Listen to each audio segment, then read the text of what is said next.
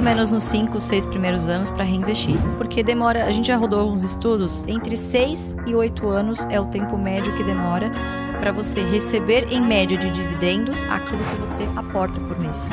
Então, já diria o Warren Buffett, né? Se você não descobrir uma maneira de ganhar dinheiro enquanto você dorme, você vai morrer trabalhando. A primeira dica que eu daria é o investimento em renda variável, ele não começa na renda variável, ele começa sempre na renda fixa. Tudo começa pela renda fixa. Um investimento chamado reserva de emergência. Tudo, absolutamente tudo. O ideal é sempre você ter ali pelo menos 3 a 6 meses de recursos ali guardados para você conseguir ter uma reserva boa, um colchãozinho bom para alguma emergência ou para alguma oportunidade, sei lá, que surgir. Enfim. Então, obviamente, a depender das suas finanças pessoais, do tipo de trabalho, de recorrência que você tenha, né, de fonte de salário, enfim, tudo começa ali. Por quê? O brasileiro, ele tem essa mania, obviamente isso é muito voltado porque a gente é país de rentista. Então você vai investir onde está rendendo mais no momento. Quando você tem essa mentalidade, você esquece dos objetivos de dividir esses recursos em caixinhas. Então eu sempre falo, tem a caixinha do curto prazo, que é a reserva de emergência. Renda fixa, você precisa de liquidez, você precisa de previsibilidade, certo?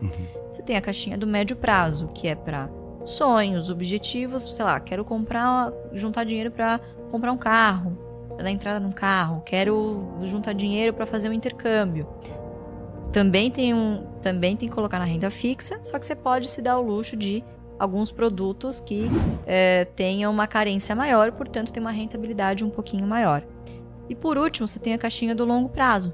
Você só coloca os recursos de bolsa de valores que você não vai precisar nas duas caixinhas imediatamente anteriores.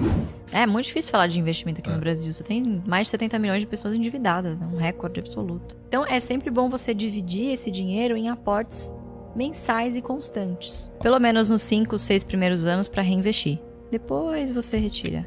Então um dos grandes erros das pessoas quando vão para renda variável é: Luiz, vendi um apartamento aqui de 1 milhão, quero botar tudo na bolsa. Não, cara, é todo o seu dinheiro, você não vai botar tudo de uma vez. A gente recebe muito desse tipo de mensagem. Tipo, vou botar tudo na bolsa de uma vez.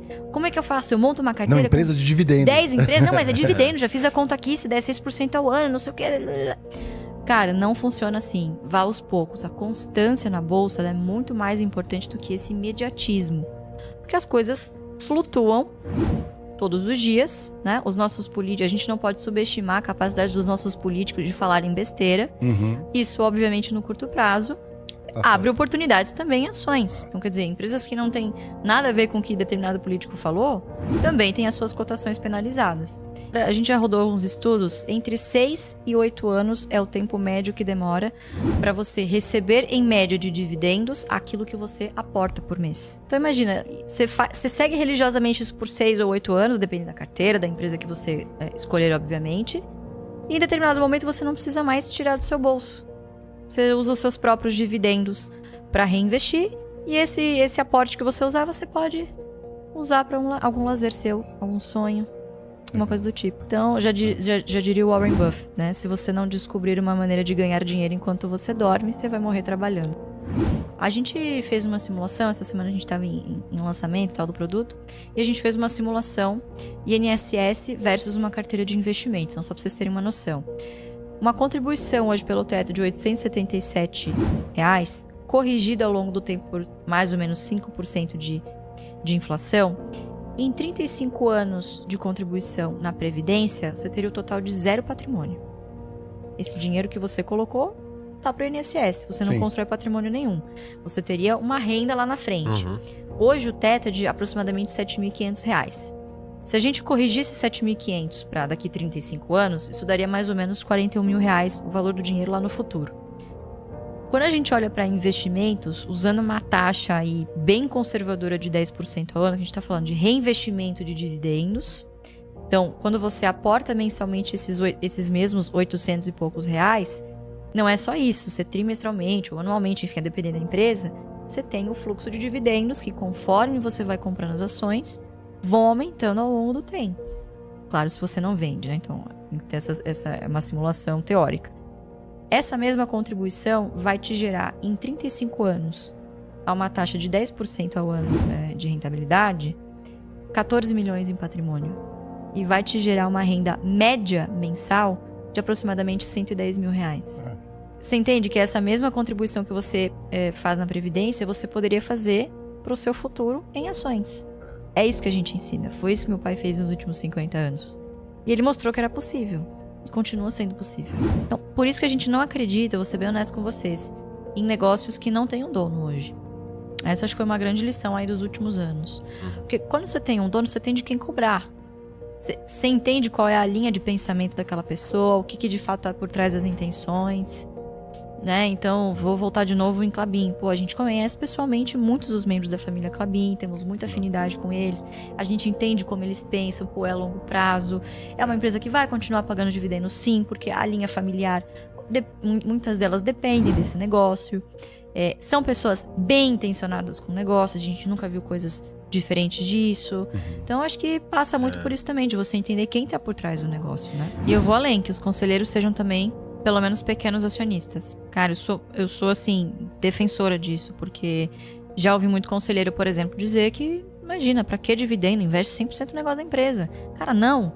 Empresa que tem compromisso com o acionista, sim, ela vai ter menos recursos para investir, mas ela vai ter que ser mais eficiente com esse recurso para entregar. Então, ela só vai investir em projetos que dão que dão taxas de retorno altíssimas.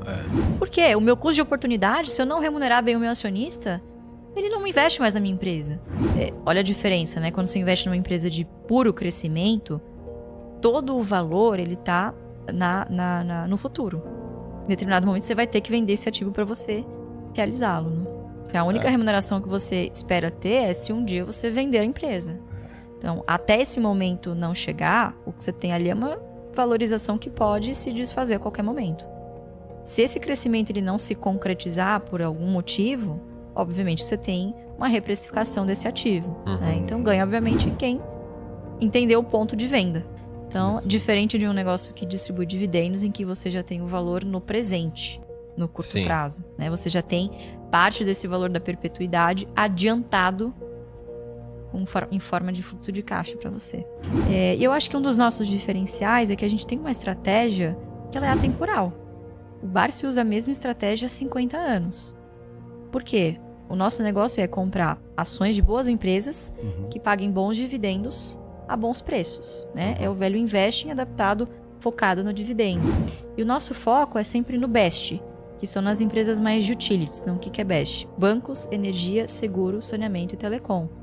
São negócios resilientes, perenes, que apesar de toda a transformação tecnológica, a disrupção dos seus respectivos mercados, conseguiram se reinventar e criar novas fontes de receita a partir de toda essa inovação. Né? E são negócios o quê? Extremamente fundamentais para qualquer país. São negócios que geralmente são oligopólios, monopólios naturais, com altíssimas barreiras de entrada, que o consumidor não escolhe de quem vai consumir, então são concessionárias, geralmente, que repassam a inflação para seus preços.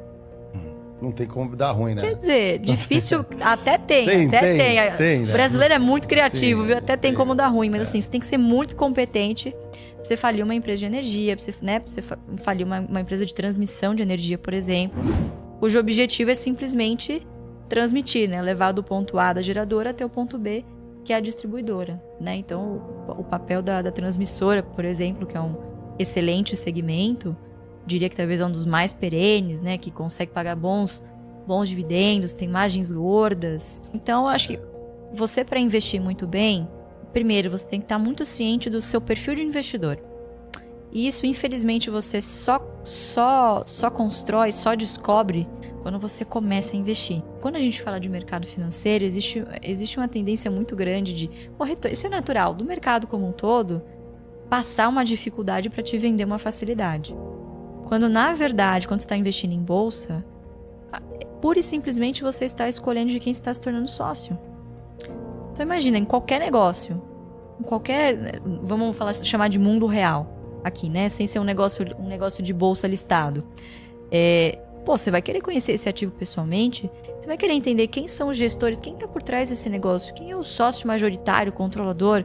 Será que essa empresa já passou por algum escândalo? Você vai querer ver os números, entender do mercado, para que